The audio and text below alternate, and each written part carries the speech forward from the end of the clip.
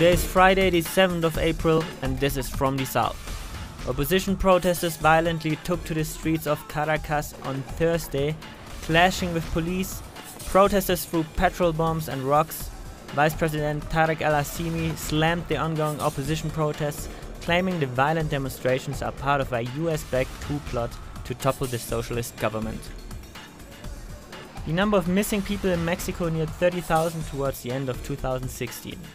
A new report from the National Commission of Human Rights was presented on Thursday. Activists have blamed organized crime and widespread impunity for the figure. The report compiled figures from 26 of Mexico's 31 states. 5 states plus 1 federal district did not participate in the investigation, with authorities fearing the figure could yet be higher.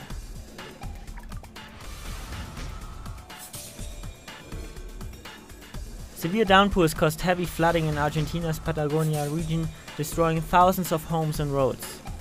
The city of Comodoro Rivadavia was hard hit as the floodwaters reached up to 16 feet in some parts.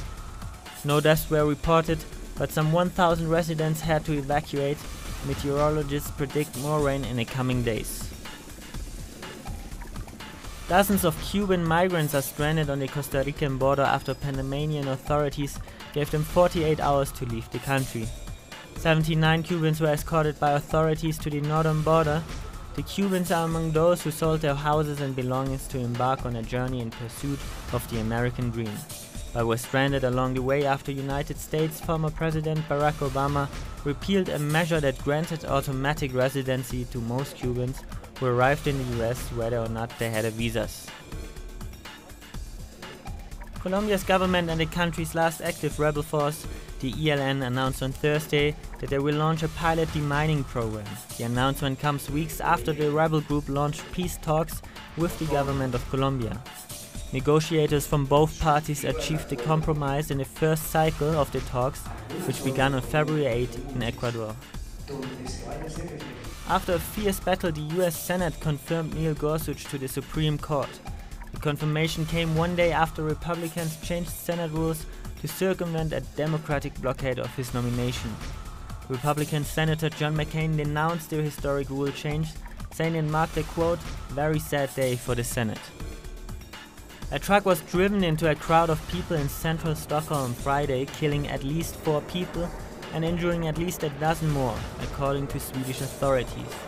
The country's Prime Minister Stefan Löfven said that everything pointed to a terrorism attack. A suspect has been arrested by police. Protests took place across several parts of South Africa against President Jacob Zuma.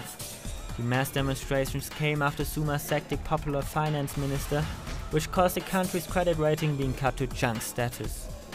There were calls for Zuma to resign during the demonstrations. However, his term does not end until 2019. Rapper Tupac Shakur's vision for a restaurant has come to life in New York City. 21 years ago, the musician charted out plans for an eatery called the Pova Meka Cafe. Fans will be able to see personal photos from Tupac's estate, his music, and purchase items created especially for the pop-up. The cafe is open from April 7 to April 9. More on these and other stories on our website telesurtv.net/English.